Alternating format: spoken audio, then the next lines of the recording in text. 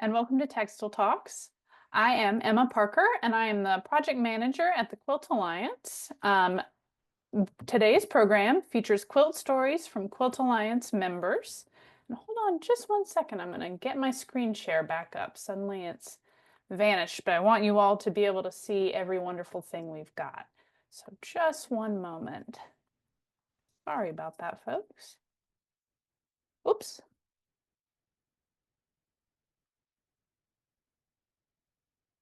All right. Sorry about that. As I said, I'm the project manager for the nonprofit Quilt Alliance, and today's program features quilt stories from Quilt Alliance members. The Quilt Alliance is a member-supported nonprofit, and it's open to anyone to join. We have members who are quilters and non-quilters alike. We have quilt lovers and quilt makers of any style, age, skill level, and location. We have individual members and guild or group members, and our community has never been larger or more active. We have more members than we ever have, so it's very exciting to be able to spotlight some of their stories and their voices today. We recently put out a call to our members asking them to submit what we call a Go Tell It video.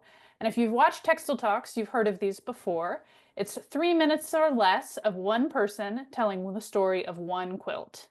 So we received a trio of new videos this time around, and we have members working on other new videos, but we've also been collecting Go Tell It videos for over a decade, both with Quilt Alliance members and with any quilter around the world who wants to film a video about one of their quilts, either a quilt they made or a quilt they own. Today you'll see 6 or 7 videos, all recorded by Quilt Alliance members, and all of them are so different. We're also going to chat with Quilt Alliance member Carolyn Mann, who recorded one of these new Go Tell It videos recently, and Quilt Alliance board member Adana Richardson, who will help us demonstrate the project live. So we'll have a couple video premieres today and a couple oldies but goodies, and we're glad that you're here with us to see them. You'll also get a sense from these videos about how much we really are a true alliance of quilters and quilt admirers and quilt lovers, quilt historians. If you'd like to support our work, and also have access to our library of online events, get-togethers, interviews, and educational content about quilt documentation. My colleague Amy Milne will put a link in the chat where you can learn more about individual membership to the Quilt Alliance. It starts at just $30 a year, or about $2.50 a month, which is cheaper than a cup of coffee or a fat quarter. And your membership helps us support our mission of no more anonymous quilt makers. First, a little bit about Textile Talks. I'm sure many of you have joined us before, but if you haven't, it's a weekly series presented every Wednesday, except for holidays, at 2 p.m. Eastern by the Quilt Alliance and 3 partner organizations shown here: the International Quilt Museum, Studio Art Quilt Associates, and the Service Design Association. All Textile Talks are recorded and available via YouTube. And I'll ask my colleague Amy to drop in the link so that you can see a recording of any Textile Talk you've missed or that you want to revisit.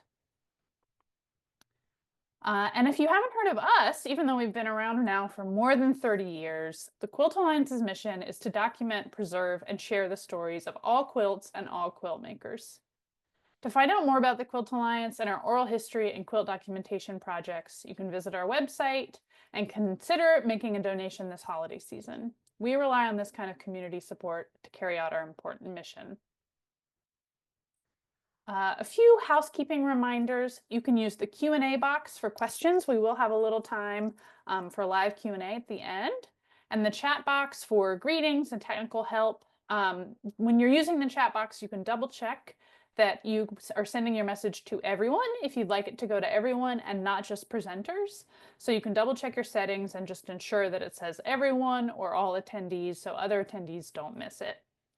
After you disconnect today, look for a web survey that'll pop up and you can give us feedback on today's program or the Textile Talk series. We'd love to know what you want to learn more about. I also want to note that we've enabled Zoom's closed captions feature. If you prefer not to view the captions, you can turn them off by using this CC button or live captions, or go into your settings if you're using Zoom on a phone or tablet. A portion of our presentation today is pre-recorded, and since it's recorded at quilt shows and people's houses and all over the country, the audio levels do vary just a little bit. I'll have my presentation audio turned up all the way, but feel free to take a moment and grab a pair of headphones or adjust your volume as needed. We'll also share a link to these videos so you can watch them after the fact. Zoom does sometimes put an audio cap and tries to equalize audio so the sound can be a little low sometimes, depending on your speakers. So, as I mentioned, Go Tell It is one of our flagship oral history projects, and it's sort of a mini bite-sized oral history. We have now built an archive of more than 1,000 of these short videos, each about 3 minutes long, some a little longer and some a little shorter, of one person talking about one quilt. So that is it. It's a show and tell with a little more detail. And these videos have been collected in lots and lots of places. I'm sure there are some folks here that have participated in the Go Tell It project. If that's you, we'd love for you to shout yourself out in the chat. And if you'd like to record a video of your own, we welcome you to. You can find full instructions on our website. I'll talk a little bit about that. And there's no cost or special technical requirements to add your story to our collection. And you're welcome to get in touch via our website if you have any questions. But it's as easy as holding your phone sideways, propping it up, or asking a friend to help and hitting record. We always say that you spent many, many hours with your quilt, so you have plenty to say about it. So you just share what you feel like is special about your quilt. And we'll see an example from a Donna Richardson Quilt Alliance board member shortly after we share these recorded stories. All right, here we go. Hi, my name's Leanne Chahley. It's February 24th, 2019, and I'm here at QuiltCon. I'm from Edmonton, Alberta in Canada, and I'm here to talk about my quilt Smile. Smile won Best in Show at QuiltCon this year, which is really a wonderful thing for me. I'm just so honored and flattered that that happened. But I'd like to tell you about this quilt. This quilt is a group community project. We have a bee called Bee Social, which I and a friend of mine, Stephanie, put together. What we do is we have quilters from Canada and the United States. There's 10 in the group at any one time. And we're in our 5th year this year of doing the bee. And these are actually blocks from the first year of the bee. It just took me a long time. So what happens is we set an inspiration, and the quilter can pick a color palette or whatever, and the blocks come back to you, and they're generally 2 12-inch blocks or one big block. And then it's the quilter's job to make that into a quilt. And so with this quilt, the blocks were not, as you can see, consistent sizes. So once I got, and my inspiration was to do maximalism, to use all the colors, but no neutrals, nothing dark, and to be exuberant. And the quilt was to make everyone happy, which is why it's called Smile, because every time we look at it, we smile. And so it took a really long time for me to find a way to put this exuberance into a pattern that was pleasing as opposed to scary. And then I quilted it on my long arm with straight lines to give it a bit of a tapestry look. I didn't think any other quilting was going to help the quilt. So this sort of unified the community of the quilt, I think. That was the goal anyway. And entered it in the show. And we were really pleased to see that QuiltCon could recognize a group project as a quilt that could win Best in Show. And we're really proud of it. I'm really proud of it. And I know my bee mates are too. And I don't know if you want to know a little bit about how the quilt is put together, but what I aimed to do was give you a bit of a place to land, to put the busiest blocks up in the corners so that you would look at them, but they wouldn't be in the middle holding your attention. There's a bit of a medallion thing happening here to kind of move you around the quilt, but still giving you a chance to have interest in each single part of the quilt and not, feel you have to move on to it. So in my bee, there were 10 people that contributed. I made blocks, and if I say their names, I'll probably mess them all up, but there's Felicity, Marcy, Carrie, Karen, Debbie was part of this, Diane, Melissa, and Carrie, and Stephanie, and me. So that's the 10. I think that I got it right. And there's 3 of them are in Canada. 2 of us were in Canada for this one, and the rest are all over the United States from coast to coast. And that's about all I hope you like my quilt.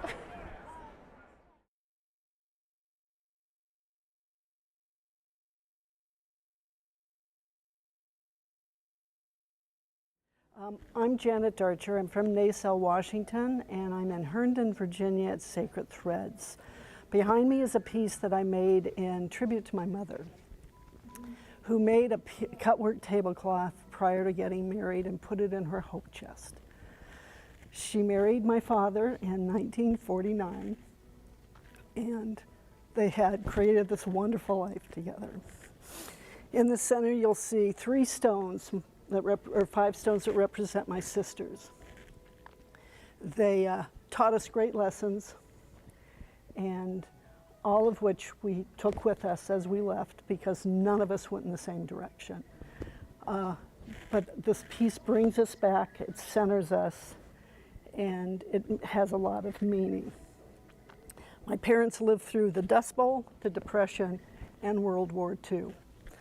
And the start in 1949, when they got married, started a new life for them and for me and my sisters.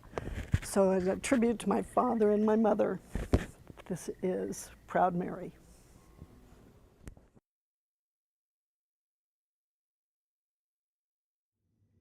Hello, my name is Laura Guertin, and this is my quilt, How Do I? This quilt was created just days after the 2024 election in November, and it's the second quilt I actually created as my reaction to the outcome.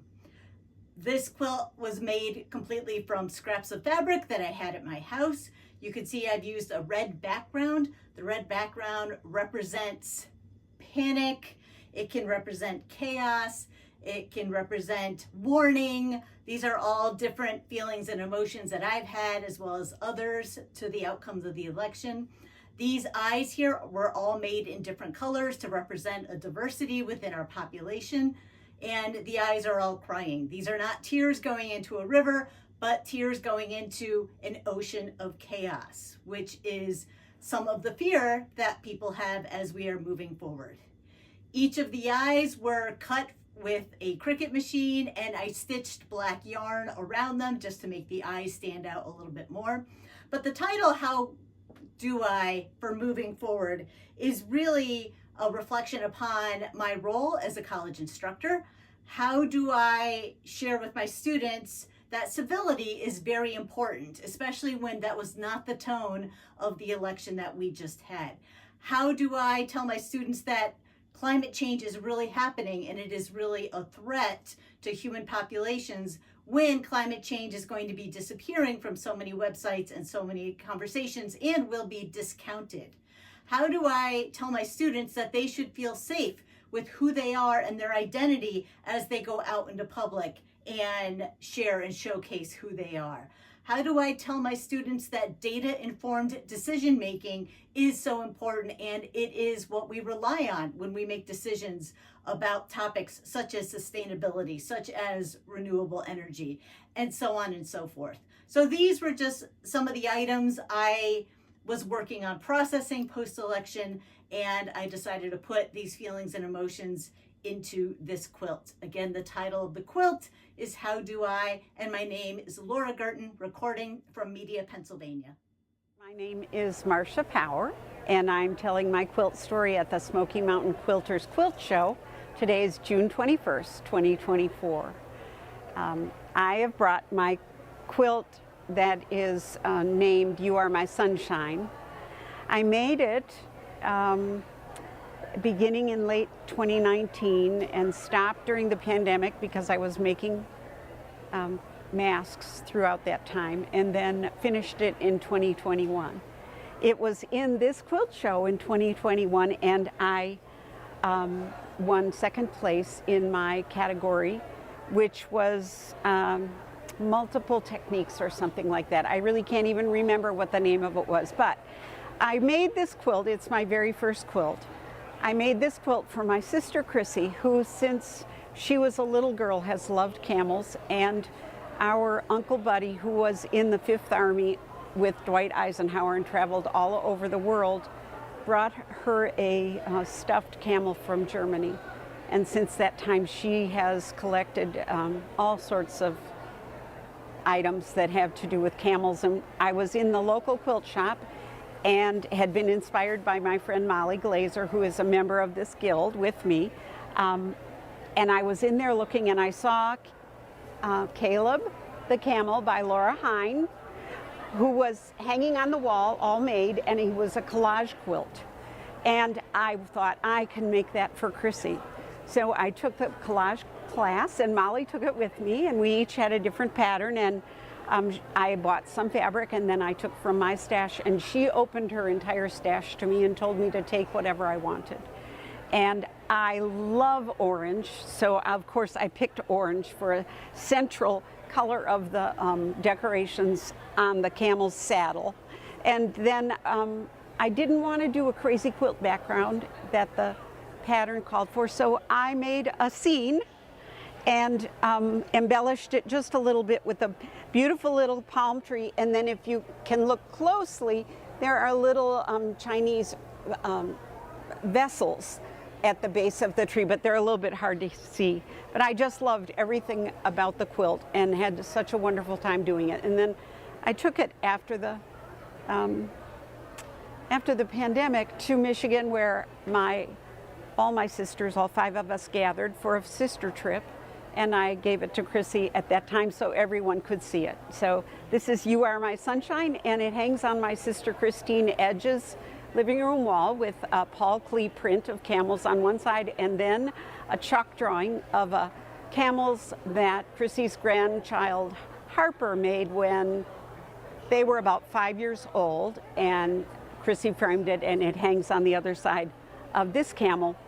And it was a delightful first attempt at quilting, and I've made several things since then. I'm grateful to the Quilt Alliance for the opportunity so that my family can watch this and know the history of this quilt, and I imagine one of her grandchildren will someday have this quilt.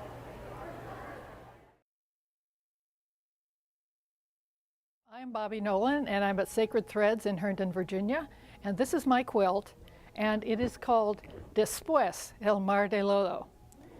Después means afterward, the Sea of Mud. And this is the almost forgotten story of the rear guard of Santa Anna's Mexican army after the Battle of San Jacinto, which Sam Houston won in 18 minutes.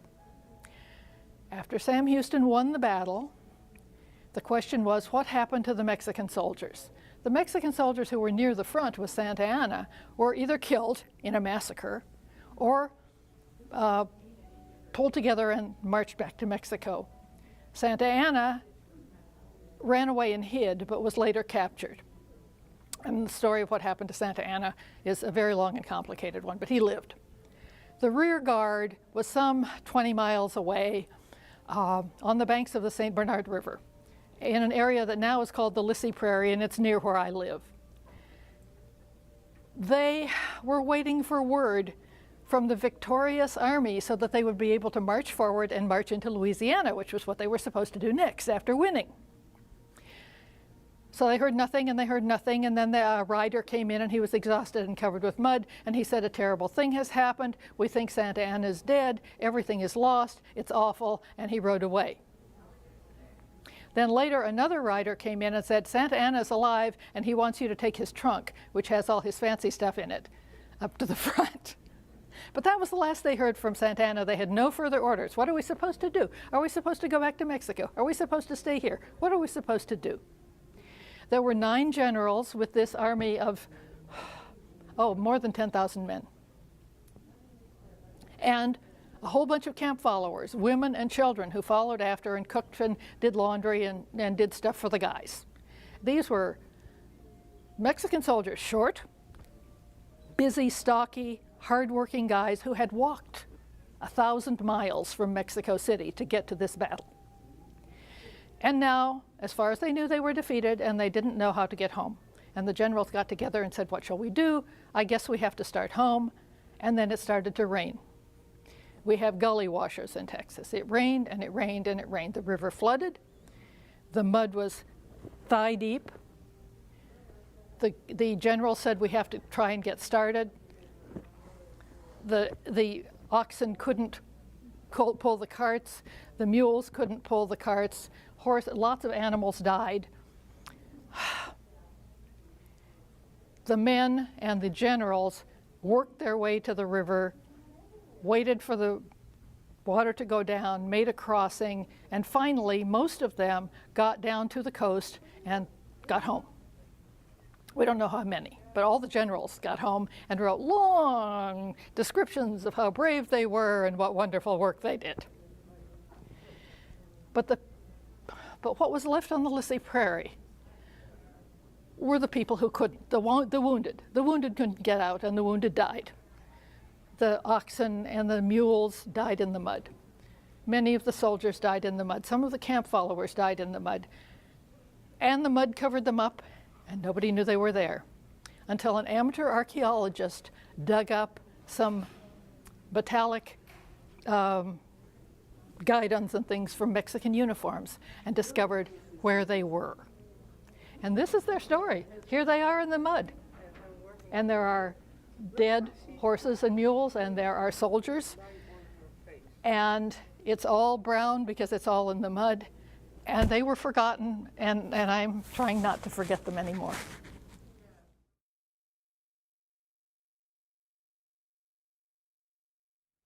My name is Susan Smith. This is a Quilt Alliance Zoom, and I live in Federal Way, Washington. I took classes with Susie Monday online when the pandemic started and started using my photographs to make my quilts. This was printed at Spoon Flower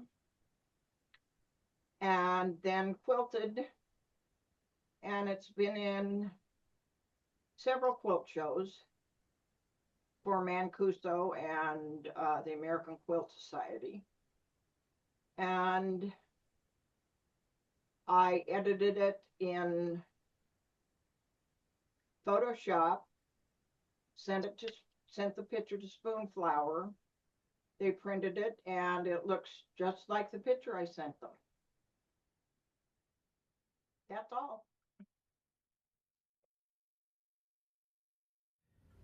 This quilt is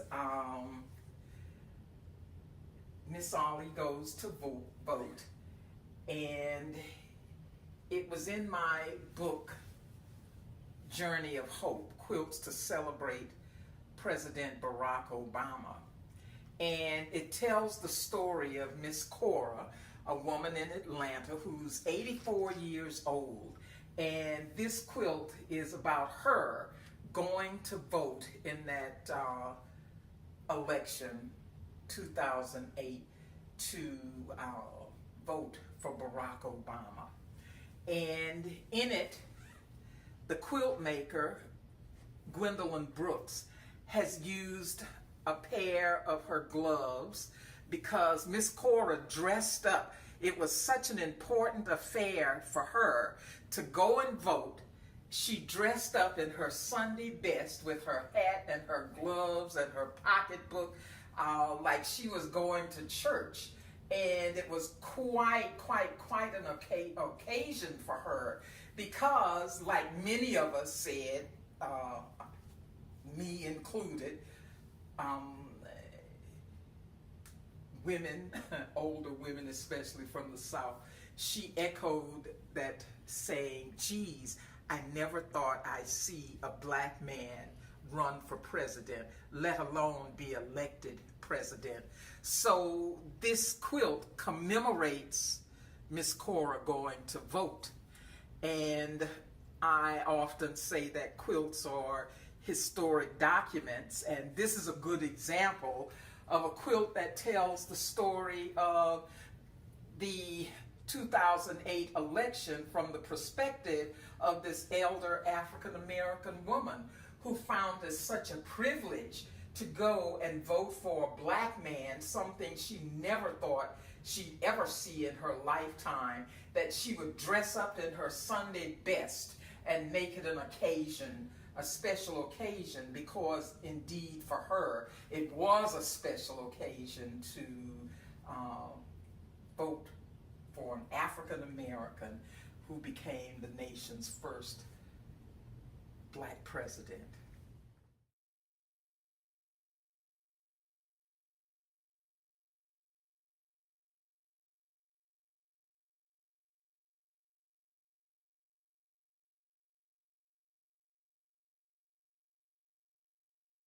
Hi, my name is Candice Phelan. I'm here at the International Quilt Festival. I'm a fiber artist from Wellington, Florida, partway between Miami and Orlando, and I'd like to tell you a story about my quilt, Fireball. To start, Fireball is 4 feet by 4 feet, and you can kind of see the scale behind me. The sphere itself is 36 inches across. It's the fourth in a series where I'm really trying to create a three-dimensional look, even though a quilt is two-dimensional and flat. This is my fourth try, so hopefully I'll get better and better with each attempt. To get a better gradation though, I had to use smaller and smaller pieces. So these circles are an inch and an eighth across, and there's about 3,300 of them. And I know that sounds crazy, but it actually does go pretty quickly. I start with the highlight and build out towards the shadows. And to try to make some sense of it where I don't go crazy, I make it out of 8 values of hand-dyed fabric from Joy Press's beautiful hand-dyed fabrics. And then I had to decide what to do with the background. In the past, I've done concentric circle quilting in the background. But on this one, I thought maybe since people call it an orange, but I think of it as like a outer space sphere. So to make it look more like it's coming towards you, I decided to do the straight quilting in kind of rays in a holographic thread to make it hopefully really stand out. I tend to work, moving to Florida and being there, I tend to work in bright saturated colors. And you're welcome to take a look at my website, which is fiberartvision.com, and see some other work.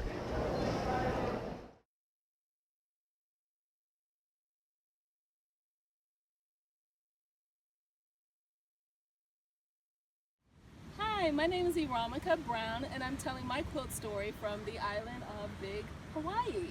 Kona, Hawaii actually is where it is. So I'm actually going to show you a piece that's called Bow Chicka Wow Wow. She is part of an Afro series that I started doing, and the concept of the Afro series came about because I had pictures of myself and my mother when I was a little child, and she had these huge afros, and I wanted to honor that. And then if you go back to the 70s, there were all these strong women with these big hair, you know, teased out. Some of them were able to like pick it out and do all these different things for it. And so I wanted to start sharing some of that strength in some of the imagery and in the pieces. And so for this particular one, I call her Bow Chicka Wow Wow because she was like that siren. She was that strong woman no matter where you are. You have them on the island of Hawaii, you have them everywhere you travel in the world. There's always going to be some strong, beautiful women that surround you. And I'm here with my sister friends as well, and I figured this would be a great way to tell this story. And this particular one, I wanted to just show her connection to nature and everything. So I started with a very leopard print. It's a canvas print, zebra print on the background. I saw this fabric, and it's a rosette type fabric, and I wanted to implore some of those textures into the piece, and so I figured it would be a great way to showcase her hair because she's full of love and blooms and flowers. And then for her body, she has a very animal, like cheetah style print, which means like sleek cat, you know, fast and strong and powerful, and you know, like a lioness of some, you know, to some extent. And then I wanted to incorporate some more textures in the body of the fabric. So I have some leatherette type material to showcase her face, and then I have some leopard for her eyes. And I wanted to just show her, and I figured Bow Chicka Wow Wow because back in the 70s, that was like Bow Chicka Wow Wow, you know, so there was this whole, you know, movement that was just showcasing just these beautiful feline, feminine women. And so I wanted to do that as part of the series, and there were many others that were part of the series as well. And this is a great place to do so. And I'm also a board member on the Quilt Alliance, and this is our opportunity to do Go Tell It, and we're welcoming you to invite you to come and share your quilt stories by videotaping a Go Tell It yourself. Goodbye from Hawaii. Aloha.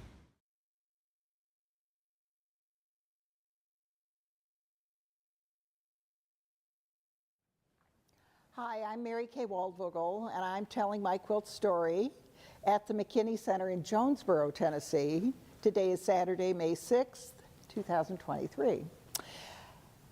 And I'm standing in front of an iris quilt. It was a mountain mist, made from a mountain mist pattern by a woman named Donna Garrett, I think is her name.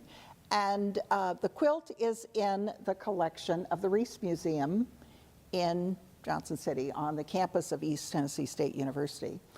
It's one of the loveliest renditions I've ever seen of this pattern. It is one of the most popular patterns that Mountain Mist put out.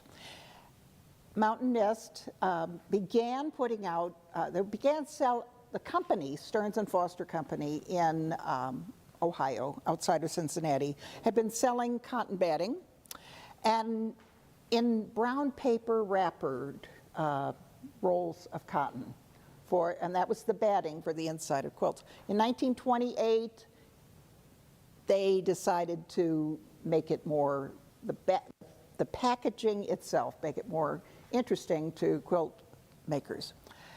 And a man named Mr. Fritz Hooker, who was working there, came up with the idea of putting quilt patterns, little blocks of quilt patterns, on the outside of that batting wrapper. They had an in-house printing facility, so he came up with the patterns and they made it out of screen printing, the wrappers. Well, he put it out about 1928 and realized, somebody pointed out that some of the patterns that he chose were under copyright and that he might need to rework these. So he went looking for a freelance artist, an illustrator of sorts. And his sister had worked with a woman named Margaret Hayes in school. I think it was in New York City. She was at the Art Students League, and her name was Margaret Hayes. And she lived in Jonesboro.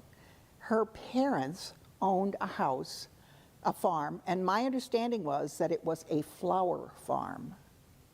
They raised flowers for the florists in the area. Anyway, she worked for him for about a year. They established a relationship where she would send designs for these quilts to him, and he would say yes or no to it. He might change the colors a little bit, and he would send them back. She would work on them, that kind of thing. And often the letters crossed in the mail. Think about it today if it was with computers. But anyway, he at one point said, "You're an artist, why don't you do some of your own designs?" And she designed this one called Iris, and now that I know that her background, her parents were raising, or the family was raising flowers, she must have known irises intimately, and she was a trained artist. So she designs this very modernistic, very simplistic design, but it definitely reads Iris. There's no question about it. The colors that she suggested, the two colors, they're in bloom right here all over East Tennessee. And so he accepted this. What happened then was he had a group of women create samples. It was kind of like a marketing thing. He would ask people to vote on their favorites, and if they got enough votes, they would then put it into production.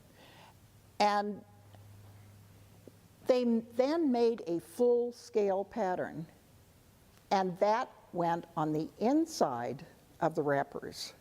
So you could, if you were lucky enough, on the inside of the wrapper, you never knew what was actually inside the wrapper.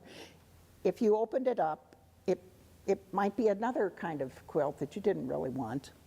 So you could order this from the company. Now, by doing that, the company, think about it, the company it's a marketing scheme. They're finding out how popular these patterns are. And if more people are asking for this pattern, then they know, let's print more, let's get it out there, let's focus on it more. So anyway, I like to talk about them. And this one I was particularly happy to see today because it's a very, very well-made one, and it comes right from her home area. And in fact, Margaret Hayes went on and became an art professor at what became East Tennessee State University, and very well known. And so it's Margaret Hayes designed it.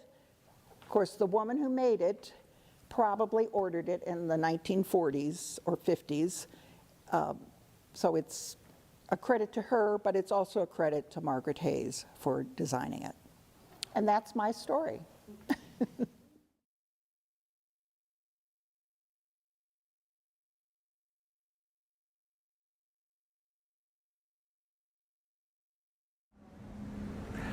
Hi, I'm Thomas Knauer from Utica, New York. I'm here at QuiltCon in Austin, Texas. It's February 23rd, and this is one of my quilts in the show titled In Defense of Handmade. And this is, in fact, a large-scale reproduction of the UPC code and number for one of Martha Stewart's mass-produced, made-in-China pseudo quilts for sale at Macy's. And the basis of this quilt was really in response to the way handmade has become transformed into the idea of looking handmade, and how we buy handmade looking things at IKEA or at Target or at Macy's, and we've sapped the actual intellectual and personal integrity out of the word handmade itself. That looking handmade becomes a signifier for being a responsible and ethical human being, but is becoming more and more devoid through the commodification, the saleability of that aesthetic at a mass level, that it's yet another word, it's another premise, it's another ethos that we've drained out of being. We now sell that and market it. It also comes from, so Martha to me in some ways, she's fine, she's Martha. I don't mean to impugn her as a human being, but the Martha franchise in some ways is just such an exemplar of that problem in many ways. And at the one level, it's yes, it is bringing craft to a bigger audience, yet part of the, and I don't blame Martha per se, the inevitable byproduct of growth is consumption. And what does that consumption mean is what this quilt is really about. And I think we really need to examine that in our own practice as quilters and our lives. So I think that's part of why we make these quilts, is because we don't want to simply consume the look. We want the engagement with what we make and the social and political implications of stepping away from cheap foreign labor and exploitation of children to make these things.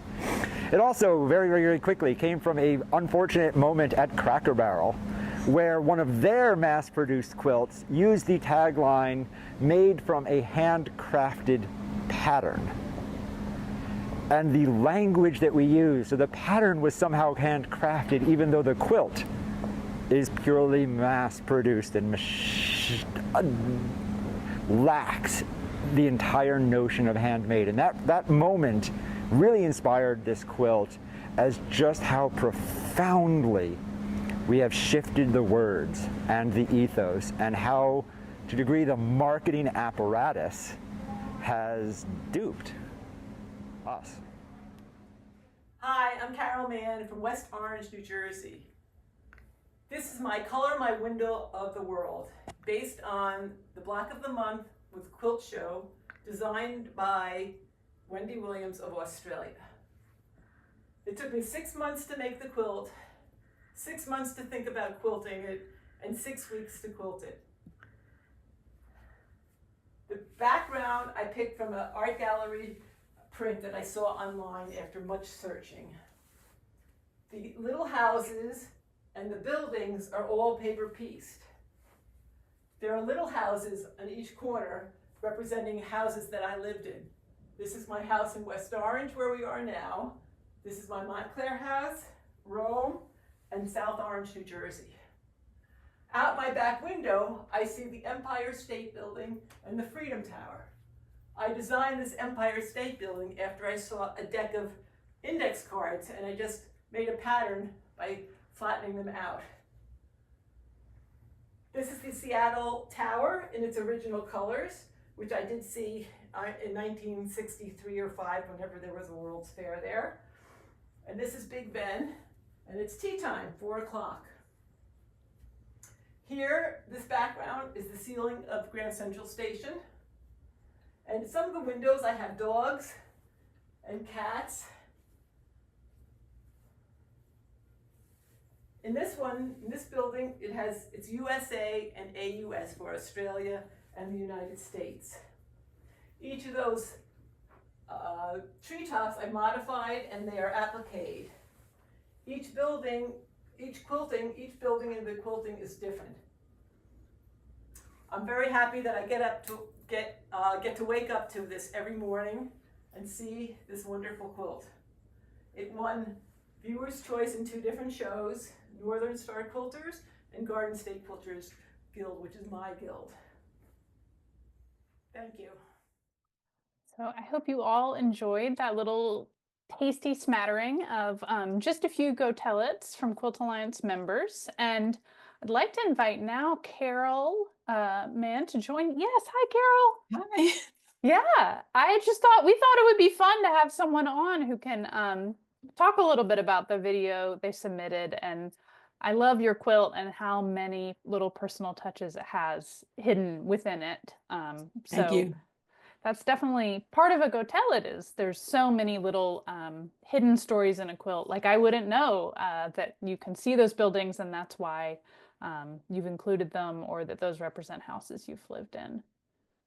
So I'm curious, you have been a Quilt Alliance member for a while, I just looked it up, and you attended an event we held in 2013. So you've known about us for some time. So I want to thank you.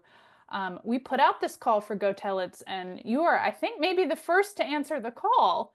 I'm curious why you thought, yeah, I'll do that. Oh, well, I love this quilt, and I would do more of them. I will do more of them. It's just fun to show. I like showing off, so I like showing people my quilt, and I figured out how to do it. I'm not afraid to talk in front of crowds. So I got one of my girlfriends to come over, and we did it several times till I was happy with it. And now it's there for posterity. Yes, it'll be on the Quilt Alliance YouTube later this afternoon, and we're excited to premiere it today. Was there anything about the process that surprised you of recording this little video? Oh, recording. I allow myself to be tongue-tied and natural about it. I know it doesn't have to be perfect, so it made it easier for me to do, knowing that it's not, I'm not going in front of thousands of people. And so just knowing that, and that I am an amateur, it just made it easy. And the love of, I love that quilt, so it really spurred me on to do it. That quilt too. Is that quilt typical of your style? I see a very colorful quilt in the background. Oh, I do all kinds of things. I don't have a series, that's for sure.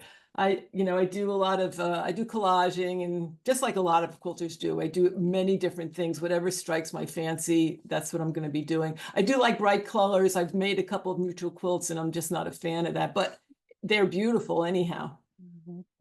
Well, I'm glad to hear that you're planning on doing more Go Tell It's. Do you think you'll have a friend record them, or do you think you'll just do them yourself in your house? Do you have a plan? I'll have a friend do it. It's much easier with a friend. I had a little tripod that I had. She put it on the tripod, and because she's a quilter also, she kind of understood what was going on. Like if I had asked my husband, it would have been a disaster, but That's a good tip for folks, is ask your quilty friends to help out. And sometimes it's fun, like you can do one and they can do one. You can trade off the filming duty. Well, right before we came on today, I have to mention you had a really clever tip. As you know, the Quilt Alliance are really label evangelists, and we believe that everyone should label their quilt with as much information as they can. But will you tell us a little bit about your labels and the interesting thing that you do? Well, there's a couple of things that I do, but on my labels, I love to I call it my moments of genius. And I know we all have this when we're making quilts. You think of some way to get around a problem, or you add something to the quilt. So I just make a list of all those things. And in mine, it was, the Empire State Building, the original Culver Seattle World Tower, putting some dogs and cats in the windows, things that are just, not strictly the pattern, and making. So I like to record it in that way. I think everybody should do something like that, because those are the things that when you're quilting give you so much joy. I think that's a great idea. And I love that you call them moments. I mean, that's just because that really is, there's so many moments of genius. Otherwise quilts never get made. But one other thing I do is when I'm quilting it, I always put I quilt the names of the recipients in the top of the quilt. Love that. Like a mom, dad, Lucy, whatever. I'll just put it because, yeah, makes it very special. Quilt all of your own quilts? I do now, yes, since 2015. Fantastic. I had a quilt that was professionally quilted, and people were looking at that and not my quilt. So I said, never again. And I just started quilting myself. I love that. You're like, too much attention on the quilting. Just, I want to show off my quilts. Well, fantastic. Thank you so much, Carol. I wish we had even more time to ask you so many more questions, but I so appreciate you making the video, and I look forward to seeing other Go Tell It's from you. Thank you for asking me. I feel very honored that you did ask me. Yeah, fantastic. Well, thank you. And I'm going to invite also Amy Milne and Adonna Richardson to join us. And we're going to do, I think we have a few minutes. We're going to do a live Go Tell It. Yes, thank you, Carol, for recording a video and also giving us that tip about having a friend to record it. And I'd like to introduce and welcome my friend and colleague, Adonna Richardson, to the group. She has been so, we love working with Adonna. She is incredibly productive. Especially for a retired person, she is the founder of the nonprofit African American Quilt Documentation Study Group.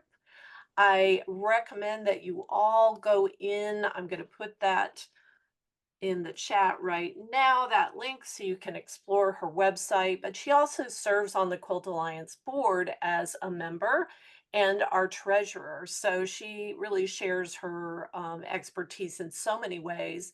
And Adonna, you've been documenting African American quilts, makers, and guilds all over the country, and almost getting more requests than you can even handle right now. It's an amazing response, but it's no surprise.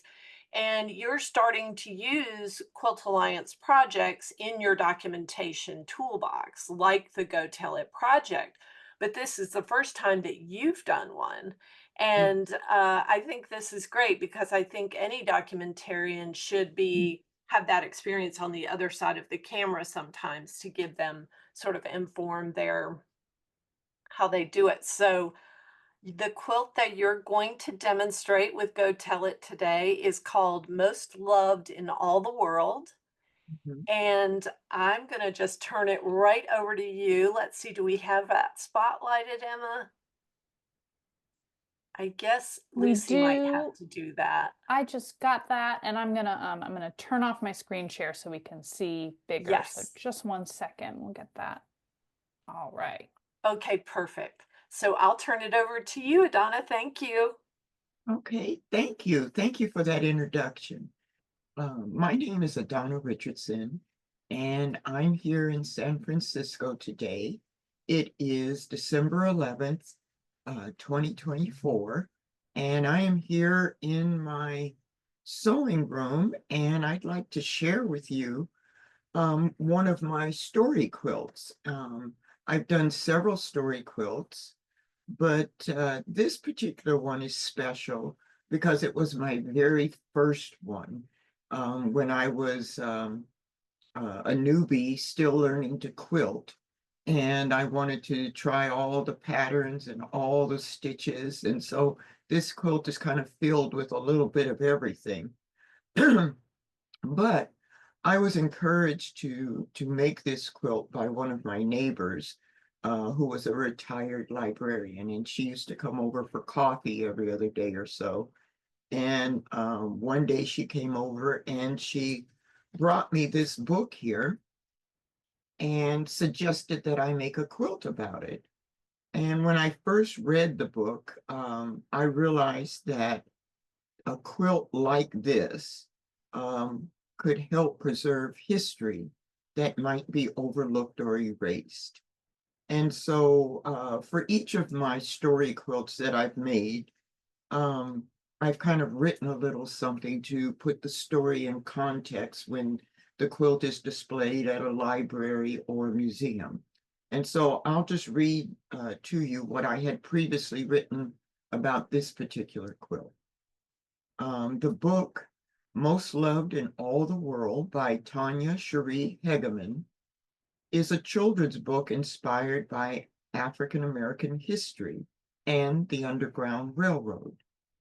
It is about a little girl and a mother and the harsh realities of slavery, but it is also about the courage and the sacrifices of those who were part of the Underground Railroad. The mother made quilt blocks from scraps of fabric by candlelight every night when she came home from working in the fields. One day, she was whipped and her shirt was torn and bloody. That night, she made a quilt block in the shape of a heart from that bloody and torn shirt and added it to the quilt. When the mother finishes the quilt, each block becomes a guide to freedom that helps the runaway slaves escape. For African Americans, these stories are as living history. They become a bridge to the past, connecting our children to the struggles and triumphs of our ancestors. With this quilt and others like it, African American children can learn about their heritage in a way that empowers them to navigate in the present and have hope for a better future. I would like to encourage others to try their hand at creating story quilts, especially those that focus on themes of love, of hope, courage, sacrifice, and community, as these are the qualities that humanize our historical experiences for our children and inspire pride in our identity. So I'd like to thank you for letting me share today, Most Loved in All the World. Thank you.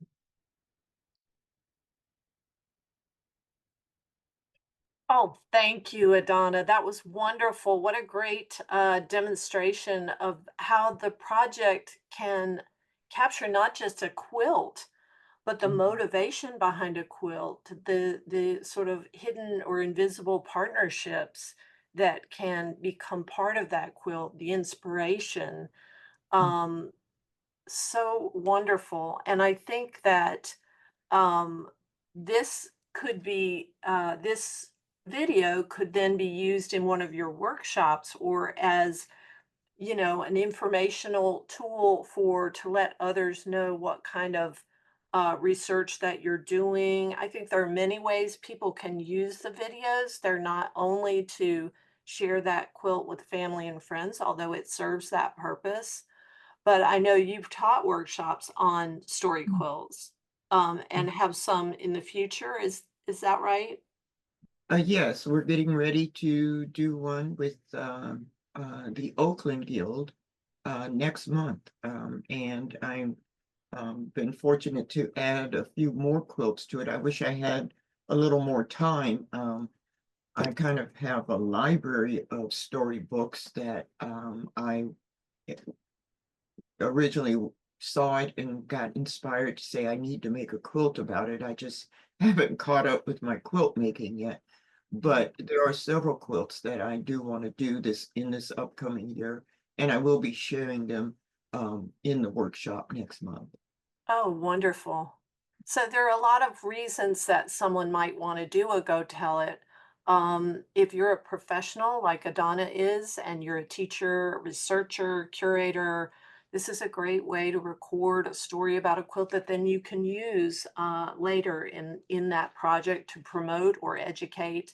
And thank you so much, Adana, for helping us demonstrate how to do this on Zoom too, because sometimes it's difficult to do this in person. I think we all know people, you're not one of them, but who have or maybe are timid about the technology behind doing a video like this with their phone.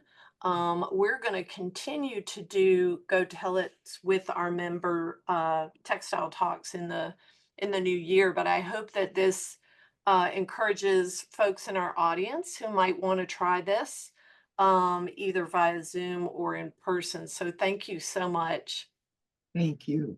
It's a beautiful quilt and story. And a good Emma, reminder, you can hop on Zoom with a friend who lives across the country and do Go Tell It's together.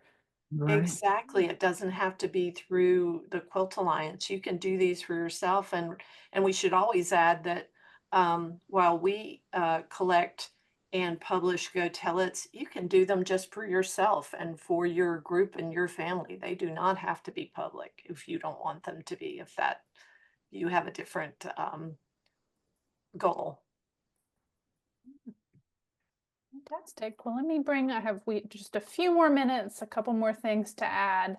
And finally, as we mentioned, Go Tell It's can be a wonderful way to document the quilts that are being made in your community. We do offer group and guild memberships. Again, you don't have to be a Quilt Alliance member to do a Go Tell It, but if you are a member of a group and you want a little more support, we do offer a program for groups and guilds who are a member, and also individual members are welcome to join us at any time. So this is a little bit about our group and guild memberships. Amy will enter in the chat the link for membership, as she may have already. And this is just a little bit more about us. And let's see, that's about it. I hope you will join us for next week's Textile Talk, which is Yoshi Tokutake's Repurposed Indigo Quilts, presented by Sakwa. And I am so grateful for all of you for joining us today, and all of our Quilt Alliance members and anyone who has recorded a Go Tell It video, from whether it was at a show or you recorded it in your home. We invite all of you to record a quilt story and share it either with the Quilt Alliance so we can share it with the world, or share it with you can keep it, as Amy said, keep it private. We just hope you'll keep talking about your quilts, keep sharing your quilt stories, and put a label on it. Maybe with your moment of genius is on that label too. So thanks again, everyone. We look forward to seeing you soon.